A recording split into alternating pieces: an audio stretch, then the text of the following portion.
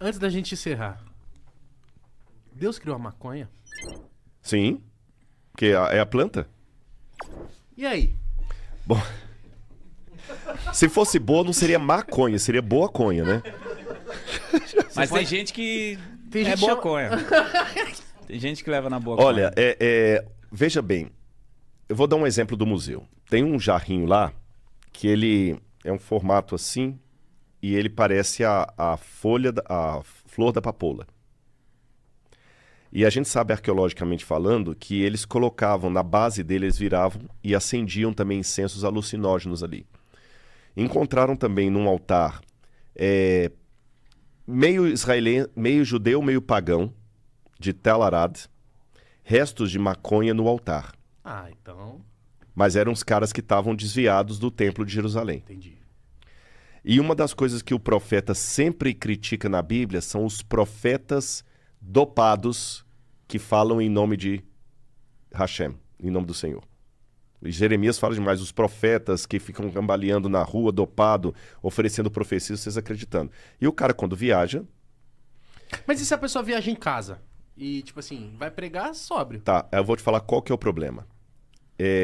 Você sabe que a nossa mente, ela tem vários compartimentos. É muito bem montado o negócio. Não, toda vez que fala de corpo humano, eu falo assim, é Deus. É Deus.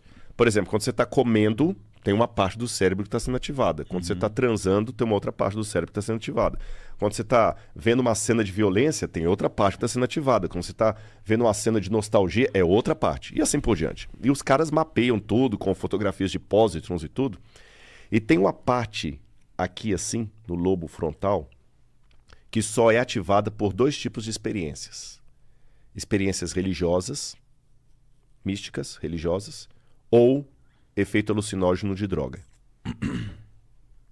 Interessante que a droga, ela consegue afetar o mesmo ponto do cérebro que o Espírito Santo toca para falar com você. Não é um atalho do que você tá falando? Pode ser um atalho? Pode ser um atalho, só que interessante. Quando a pessoa está sob efeito de droga, dificilmente você vê alguém... eu não vou falar só da maconha, não. Vamos falar bebida alcoólica, qualquer uma. A pessoa... É que eu tava falando da natural. Assim. É, da natural. Mas vamos pegar a própria maconha. A pessoa dificilmente ela fica com uma sensação boa de... Vou explicar o boa, que eu sei que ela vai ficar boa demais. Vou falar boa em que sentido?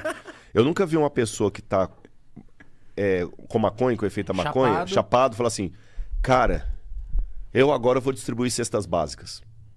Não. Normalmente, pode me corrigir se eu tô falando bobagem. Eu preciso te apresentar uns amigos. Normalmente, a pessoa chapada, ela vai ter 3 comportamentos. Letra A, ela não vai aparentar mais estar chapado, porque ela tá... Tanto que a dose tem que ser muito mais forte para ela demonstrar chapadice.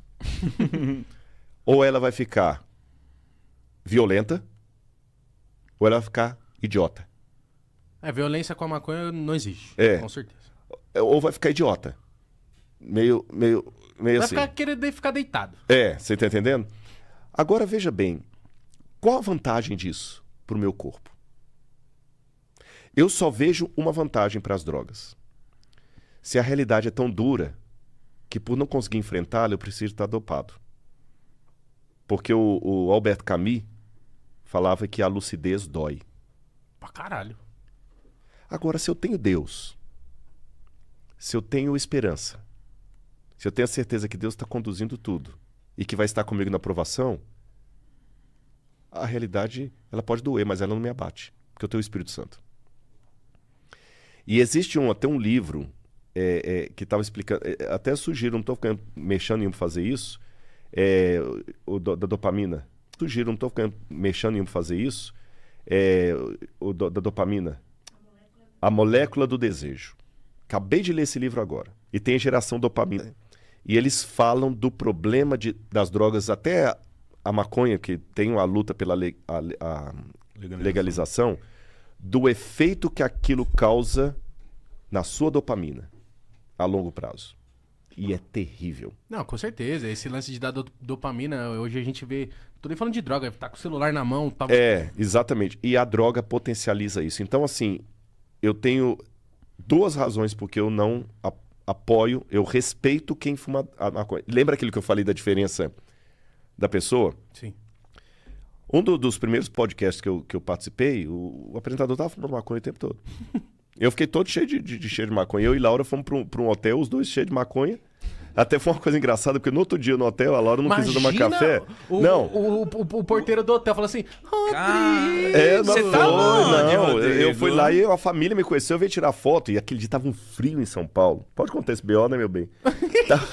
Você não vai brincar comigo, não. Tava um frio em São Paulo. E a gente saiu do podcast e fomos pro hotel. Gente, nem na lua de mel a gente dormiu tão agarradinho. E a gente não tomou banho, porque tava muito frio. Muito frio. O hotel era simples, a água já nos dava muito. Aí no outro dia eu quis tomar meu café da manhã.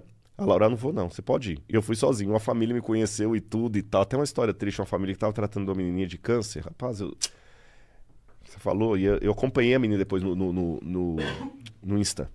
E a menina faleceu. Nossa. Sabe? Ela eu abençoo todos com a paz de Jesus. Nossa, até hoje eu lembro dessa menininha.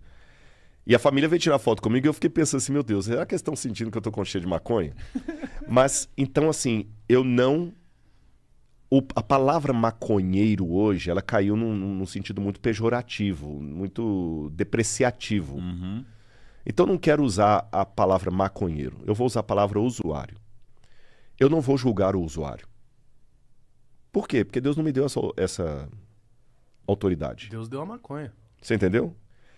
Eu, Rodrigo, acho que se eu puder, de maneira bem amorosa, conversar sobre e sugerir para ele que ele pode ter uma vida de qualidade melhor sem aquilo, com muito amor o que eu ia sugerir. Eu acho que é isso. Tá? Legal. Você entendeu? Sem apontar dedo, sem me sentir superior. Você tá entendendo?